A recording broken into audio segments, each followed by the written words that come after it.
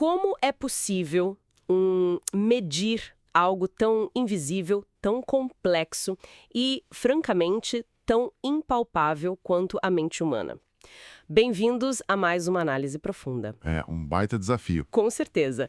Pensemos no cérebro por um momento. É quase como uma caixa preta super protegida, né? Nós vemos os estímulos que entram, vemos os comportamentos que saem, mas o que acontece ali no meio, na escuridão dessa caixa, sempre foi um dos maiores mistérios da ciência. E a ciência adora o mistério. Adora. Hoje, a missão deste nosso mergulho profundo é justamente iluminar essa caixa preta. A ideia é desmistificar o jargão científico por trás da avaliação neuropsicológica. Entender como os profissionais conseguem pegar o caos absoluto que é o comportamento humano e traduzi-lo em dados sólidos, matemáticos e confiáveis. Exatamente.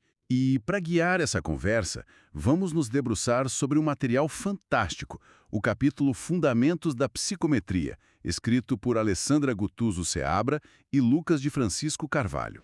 É um mergulho daquelas nas engrenagens ocultas dos testes cognitivos, psicológicos ou de aptidão, coisas que quase todo mundo que nos ouve já precisou enfrentar em algum momento da vida, seja numa entrevista de emprego ou num exame médico. O que é fascinante aqui é a própria premissa de como a neuropsicologia opera na prática.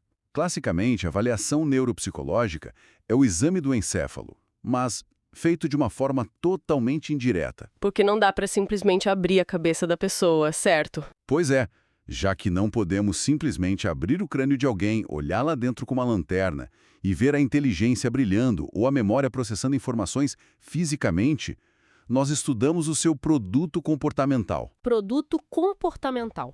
Gostei do termo. É a chave de tudo.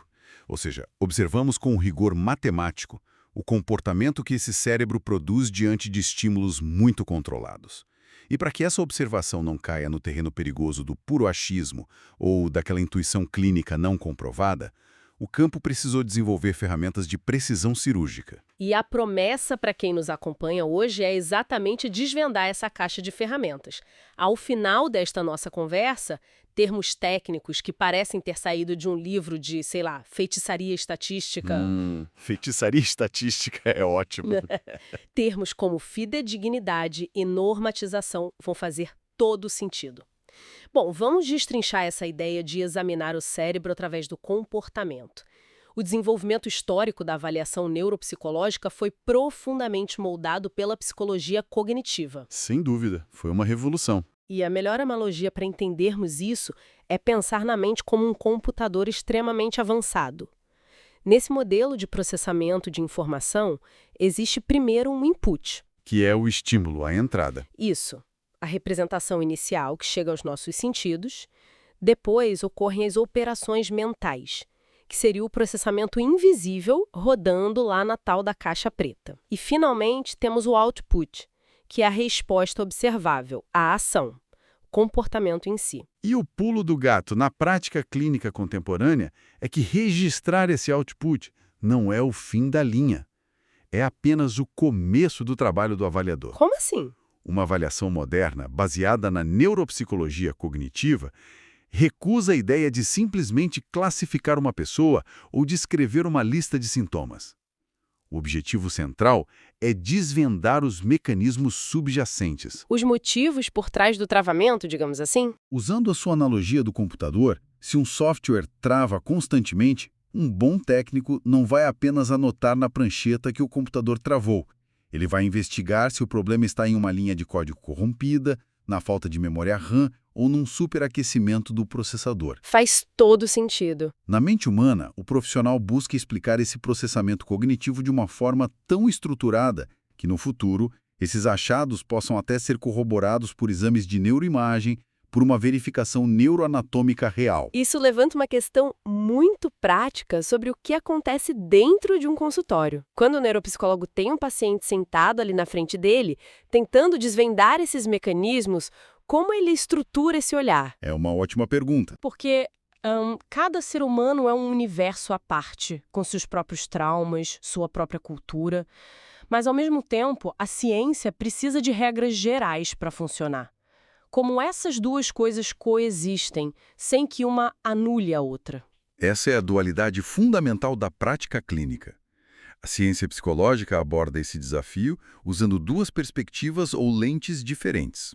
A primeira é a lente ideográfica e a segunda é a lente nomotética. Nomes bonitos. Vamos quebrar isso? Vamos lá. A lente ideográfica é voltada para o indivíduo de forma única. Ela utiliza procedimentos menos estruturados, como entrevistas abertas, por exemplo. O objetivo é mapear a história de vida daquela pessoa, seu contexto familiar, sua bagagem cultural e suas particularidades. É um trabalho quase artesanal, né? De compreender o sujeito no seu próprio mundo. Perfeito. É bem por aí.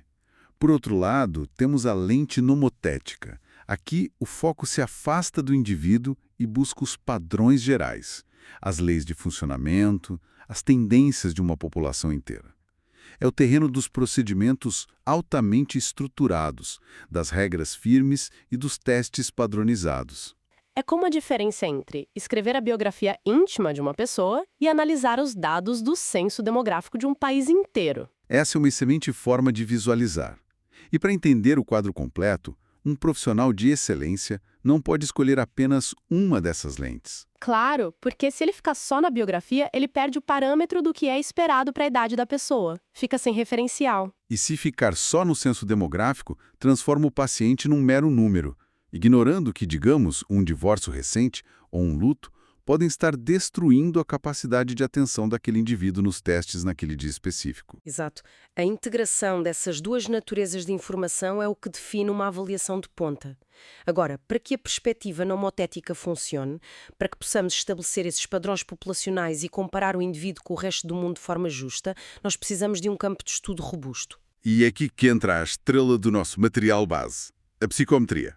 A psicometria é a disciplina responsável por fornecer a base matemática e os modelos para a construção dessas ferramentas de medida, não é? Sim, e o mais interessante é perceber que a matemática por trás disso não é monolítica. Não existe apenas um jeito de calcular a mente. É aqui que a coisa fica realmente interessante. Quando mergulhamos nos fundamentos dessa matemática, descobrimos que existem verdadeiras escolas de pensamento, paradigmas diferentes competindo e colaborando nos bastidores. Como essas escolas funcionam na prática da criação de um teste? A ciência estabeleceu dois grandes modelos matemáticos que sustentam a psicometria que usamos hoje. O primeiro deles é a teoria clássica dos testes, conhecida mundialmente pela sigla TCT. TCT. Tá, e como ela opera? A TCT trabalha com uma visão macroscópica. O foco analítico dela está no instrumento como um todo. Ela se preocupa com as propriedades globais do teste. Por muito tempo, e ainda hoje em grande parte das avaliações clínicas, ela é a espinha dorsal da psicometria. A floresta inteira? Isso, ela olha para a floresta. Mas existe um segundo paradigma, que é a teoria de resposta ao item, ou TRI. TRI, que a gente escuta muito falar em exames nacionais, tipo Enem aqui no Brasil. Exatamente, o Enem usa TRI. A TRI muda o foco da lente, ela adota uma visão microscópica. Em vez de olhar para a pontuação total do teste de uma vez, ela analisa a performance do sujeito estímulo por estímulo, pergunta por pergunta. Então, enquanto a TCT avalia a floresta inteira para dizer se ela é saudável, a TRI pega uma lupa e examina a fotossíntese de cada folha individualmente. Mas o que a TRI descobre quando olha tão de perto para uma única pergunta de um teste? A TRI revela uma mecânica brilhante. Para cada item do teste, ela cria um modelo matemático chamado curva característica do item, a famosa CCI. E o que essa curva mostra? Essa curva calcula a probabilidade exata de uma pessoa acertar aquela questão específica, baseando-se no cruzamento de dois fatores invisíveis. O primeiro fator é o nível daquele traço ou habilidade na pessoa, o que chamamos de construto latente. Que na matemática tem um nome específico, né? Sim, na equação isso é representado pela letra grega θ. Pode ser o nível de fluência verbal, de raciocínio lógico, de controle inibitório. O segundo fator é a característica da própria pergunta, geralmente a sua dificuldade, que é representada na fórmula pela letra B minúscula. Nossa, isso muda tudo. Significa que a matemática da TRI consegue separar a habilidade real da pessoa da dificuldade da pergunta de forma completamente independente. Separar o sujeito do instrumento é genial. Se pararmos para pensar, é exatamente essa tecnologia que permite a existência de testes adaptativos modernos. Sabe aqueles exames digitais de proficiência em inglês, como o TOEFL, onde se a pessoa acerta uma pergunta difícil, o sistema imediatamente joga uma mais difícil ainda, e se ela erra, o sistema ajusta para baixo. Eles só conseguem fazer isso em tempo real porque a TRI já mapeou previamente o θ do candidato e o B da pergunta. Ela calibra a régua o tempo todo. A TRI impede que um teste muito difícil faça um grupo inteiro parecer incompetente, ou que um teste fácil faça todos parecerem gênios. Fantástico!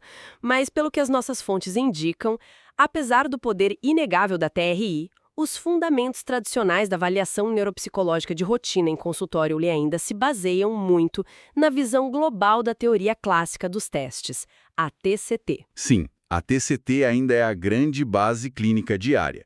E dentro dessa teoria clássica, existem parâmetros que são simplesmente inegociáveis. O que nos leva ao coração do nosso mergulho de hoje.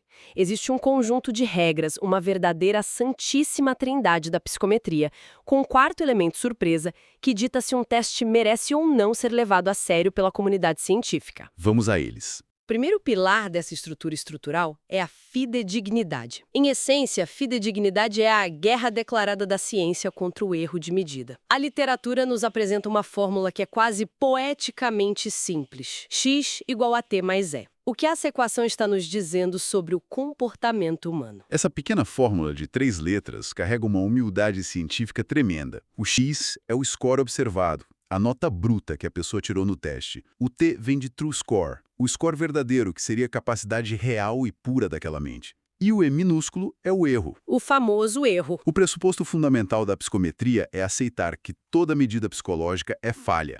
É impossível, no mundo real, atingir o T de forma pura e absoluta. O erro, o E, engloba absolutamente tudo que o teste captou, mas que não tem nada a ver com a habilidade que queríamos medir. Para visualizar esse E, vamos imaginar um cenário extremo para quem está nos ouvindo. Pense numa pessoa brilhante, prestes a fazer um teste de QI. O T dela, o score verdadeiro, é altíssimo. Mas, antes de entrar na sala, ela tomou 4 doses duplas de café expresso, não dormiu a noite passada e, para piorar, tem uma britadeira quebrando o asfalto bem na janela do consultório. Um pesadelo de aplicação. Um caos total. Todo esse estresse, ataque cardíaco, distração auditiva, tudo isso entra na fórmula inflando o E, o erro. O resultado final, que é o X, vai despencar e não vai refletir de forma alguma a inteligência real dela. É o exemplo perfeito de como o ruído destrói o sinal. A fidedignidade, portanto, é a medida de quanto as pontuações de um teste estão livres dessa contaminação por erro. Quanto menor o E, maior a fidedignidade. E como os pesquisadores garantem isso? Os laboratórios de psicometria têm estratégias muito engenhosas para testar isso. Eles usam o método de teste-reteste, aplicando o mesmo instrumento nas mesmas pessoas semanas depois, para ver se os resultados se mantêm estáveis. Eles usam o método de metates, o split-alf, onde dividem um teste de 100 questões em 2 partes. Pares de um lado, ímpares do outro, e verificam se as pontuações são equivalentes. E ainda tem os métodos de consistência interna, como o famoso coeficiente alfa de Cronbach, que todo estudante de psicologia já viu na aula de estatística e provavelmente teve dor de cabeça. Clássico alfa de Cronbach. Ele verifica se todos os itens de um teste estão realmente remando para a mesma direção, medindo a mesma coisa, certo? Se uma pergunta for tão mal formulada que confunde quem tem habilidade alta e quem tem habilidade baixa, o alfa de Cronbach identifica essa inconsistência na hora. E a régua para esses índices é bastante estrita. Ao calcular essa fidedignidade, o resultado geralmente varia de 0 a 1. A comunidade científica estabeleceu que um índice de 0,70 é o limiar do aceitável. Abaixo disso, o teste é descartado. Basicamente, se o teste não atinge esse patamar de 0,70, a quantidade de erro aleatório é grande demais para que o instrumento seja usado com segurança na tomada de decisão clínica. Mas vamos imaginar que o teste sobreviveu a essa peneira. Ele é altamente fidedigno. Ele mede de forma consistente, com um mínimo de ruído. Podemos assumir que ele está pronto para uso e embalar para venda? Longe disso. E esse é o momento de explodir algumas mentes. Porque um teste pode medir algo de forma perfeita, super consistente, mas estar medindo a coisa completamente errada. O que nos leva ao segundo pilar, a validade. E aqui precisamos quebrar o maior mito do senso comum sobre testes psicológicos. A validade não é sobre o teste em si, correto? Se conectarmos isso a um cenário mais amplo, essa é a virada de chave mais crucial na formação de um avaliador. As pessoas costumam dizer, esse teste de memória é válido. Como se fosse um selo de qualidade impresso no papel. Exatamente. Mas a validade não é uma propriedade inerente ao papel e à tinta, ou ao software do teste. A validade diz respeito a quão adequadas e justificáveis são as interpretações feitas a partir daquelas respostas. O teste é apenas o veículo. Ou seja, a validade está na inferência que o psicólogo faz. Sim. Se o profissional usa um teste altamente fidedigno para chegar a uma conclusão absurda, a validade foi destruída na origem. Para deixar isso bem palpável para quem nos ouve. Imagine usar uma prova de matemática de altíssimo nível, mas toda escrita num vocabulário hipercomplexo em inglês, para avaliar um estudante brasileiro recém-chegado que não fala uma palavra do idioma. Um desastre. Total. O teste pode ser super fidedigno. Se ele fizer 10 vezes, vai tirar 0 10 vezes porque a consistência do erro está lá. Mas a interpretação de que ele é péssimo em matemática é totalmente inválida. Ele só não entende inglês. E para evitar essas armadilhas grotescas, a psicometria exige que os criadores de testes apresentem evidências sólidas. E não basta uma. O manual da nossa fonte aponta 5 fontes diferentes de evidências de validade. 5. O rigor é imenso. A primeira é a evidência baseada no conteúdo, que garante que os itens realmente representam aquele universo de conhecimento. A segunda é a estrutura interna, provando através de matemática pesada que as partes do teste funcionam de forma coesa. A terceira é a relação com variáveis externas. Ou seja, o resultado deste teste novo conversa com outros testes consagrados que já medem a mesma coisa.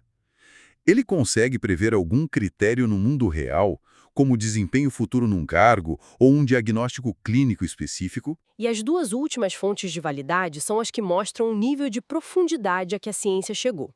A quarta é baseada no processo de resposta. Os pesquisadores fazem estudos empíricos para descobrir se o sujeito está realmente usando o raciocínio lógico esperado para resolver a questão, ou se ele está apenas usando um truque de eliminação, chutando de forma inteligente. E a quinta fonte? A quinta fonte, que muitas vezes é deixada de lado, mas é vital, aborda as consequências da testagem. O impacto social. Exato. Qual é o impacto social dessa ferramenta? Avaliar as consequências é garantir que a aplicação daquele teste e a interpretação daqueles dados trarão benefícios sociais reais para o avaliado, minimizando o risco de rotulações equivocadas ou danos psicológicos graves. Uma ferramenta poderosa exige uma responsabilidade equivalente no seu impacto na sociedade. Faz todo sentido. Então, recapitulando. Temos um teste estruturado, fidedigno e com evidências de validade de interpretação. Uma pessoa senta, resolve as questões e acerta, digamos, 45 pontos num teste de atenção. E agora? Agora vem o próximo passo metodológico. Porque esse número 45 flutuando sozinho no vácuo não serve para absolutamente nada, né? Ele não é alto, não é baixo, não é indicativo de transtorno mental nem de genialidade. Como transformamos esse dado bruto em uma informação clínica útil? Esse é o momento em que entra o terceiro pilar fundamental. A normatização. A normatização é a construção do mapa que dará significado àquele score bruto de 45 pontos. Sem esse mapa de referência, o clínico está basicamente cego. E como esse mapa é desenhado? A literatura descreve 3 grandes caminhos para criar essas referências. A referência à norma, que compara o resultado da pessoa com um grupo normativo representativo. A referência ao critério, que vincula a nota a um desfecho externo específico, como estar apto ou inapto para pilotar um avião de carreira. E a referência ao conteúdo, que verifica se o indivíduo dominou uma porcentagem específica de um assunto, o que é muito comum em contextos educacionais. Focando na referência à norma, que é a mais onipresente na clínica diária. Os manuais de testes sérios trazem tabelas normativas que chegam a ser verdadeiras obras de arte estatísticas. Eles categorizam o grupo normativo por faixa etária, por anos de estudo e muitas vezes por região do país. Sim, o rigor da amostragem é brutal. O psicólogo pega o score 45 do nosso exemplo e procura nessa tabela. É aí que a mágica acontece e o dado bruto é transformado em um score derivado, como os famosos percentis. Dizer que alguém está no percentil 90 significa que essa pessoa teve um desempenho igual ou superior a 90% da população da mesma idade. É uma clareza imediata para o paciente. E além dos percentis, a normatização utiliza os scores padrão, que convertem tudo para uma escala universal. Temos o score Z, que usa a média da população e os desvios padrão. Temos o score T, muito comum também, onde a média normativa é sempre ancorada no número 50. Tem um que eu acho fascinante, que é o estanino. Ah, o Standard 9. Ele comprime todos os resultados possíveis da população em apenas 9 faixas amplas. É um método brilhante usado em avaliações de grande escala ou em contextos militares, porque ele evita toda aquela ansiedade das casas decimais e permite agrupar as pessoas em categorias muito rápidas de entender, como níveis de desempenho baixo, médio e alto. É impressionante como a estatística facilita a tomada de decisão quando bem aplicada. Porém, para que todo esse complexo de tabelas normativas, scores T e esteninos funcione, o ambiente no qual a pessoa obteve aquele score de 45 pontos precisa ter sido rigorosamente controlado. E isso nos leva à confusão mais frequente que existe na área, muitas vezes vista até em publicações acadêmicas desatentas. Aquele nosso quarto elemento surpresa. Muita gente acha que normatização e padronização são a mesma coisa. Usam como sinônimos. Essa distinção é absoluta e vital para a integridade de qualquer avaliação. Como acabamos de ver, a normatização é a criação da matemática, das tabelas e das réguas de comparação. A padronização, por outro lado, é estritamente sobre as regras do jogo da aplicação do teste. O manual de instruções de como agir na sala. Exato. Padronizar é garantir a uniformidade total das condições em que o teste é administrado. Isso inclui o tempo cronometrado em segundos, a instrução exata que o avaliador deve ler sem mudar uma única vírgula, a iluminação da sala, a ausência de ruídos, até a postura e o tom de voz do profissional. Tudo. Os riscos de quebrar a padronização são altíssimos.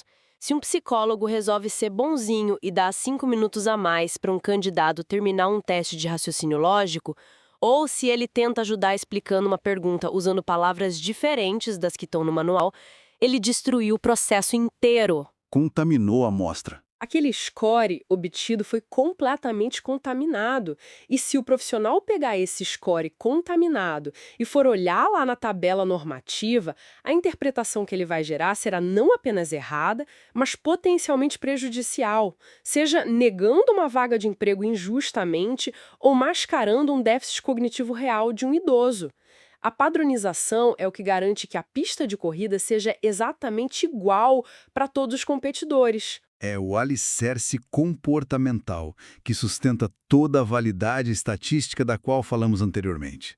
Se o procedimento de coleta muda, o dado empírico perde instantaneamente o seu valor de comparação com o grupo normativo. Bom, para amarrar tudo o que discutimos hoje, a grande síntese deste nosso mergulho é a seguinte: responder a um teste neuropsicológico de verdade não é preencher um daqueles questionários divertidos de internet para saber qual tipo de pão você é. Com certeza não é. Na verdade, aceitar participar de um modelo matemático e científico de altíssimo rigor, fundamentado em décadas de evolução empírica. Cada pergunta elaborada, cada cronômetro acionado pelo avaliador, cada tabela consultada, passou por uma via crucis metodológica, estruturada em fidedignidade, validade, normatização e padronização. Tudo desenhado exclusivamente para minimizar o erro humano e maximizar a precisão da ajuda clínica. Para quem nos ouve e que gosta de entender como o mundo funciona nos bastidores, fica esse superpoder analítico. Da próxima vez que surgir uma manchete no noticiário afirmando que, sei lá, um novo teste de QI revela queda na inteligência populacional, haverá o reconhecimento imediato de todo aquele trabalho invisível de controle de variáveis, amostras normativas e cálculos de erro que precisam sustentar uma afirmação tão ousada. Isso levanta uma questão importante, algo para deixarmos ecoando e fermentando na mente de quem acompanhou essa jornada conosco até aqui. Manda ver. Nós dedicamos um bom tempo hoje dissecando a fórmula mais fundamental da fidedignidade, aquela que diz que x é igual a t mais e, onde vimos que o grande objetivo da ciência tem sido encontrar métodos matemáticos e processuais para minimizar o erro de medida incontrolável. Sim, a eterna caça ao erro. Mas o pensamento provocativo final é o seguinte: considerando o ritmo frenético da revolução tecnológica atual, de que forma o advento de inteligências artificiais superpoderosas e o uso de biosensores de tempo real poderão impactar essa equação milenar? Biosensores? Dispositivos que mapeiam a dilatação da pupila, os batimentos cardíacos, as microexpressões faciais e até as ondas cerebrais enquanto a pessoa resolve um problema na tela. Será que o monitoramento biológico ininterrupto fará com que o erro de medida, o nosso velho inimigo, se torne algo próximo de zero na psicometria do amanhã? Uau, isso é muito Black Mirror. Ou será que o fato de delegarmos essas medições finas, invisíveis e hipercomplexas às redes neurais artificiais criará dinâmicas inéditas e novas formas estruturais de errar que nós humanos ainda nem conseguimos conceber? O conceito de validade que tanto discutimos hoje terá que ser completamente reescrito. É uma fronteira fascinante que a neuropsicologia e a psicometria fatalmente terão que cruzar muito em breve. Fica essa reflexão sobre o futuro da mente avaliando a própria mente. Obrigado a todos que mergulharam conosco nessa jornada invisível dos dados e até a próxima análise profunda.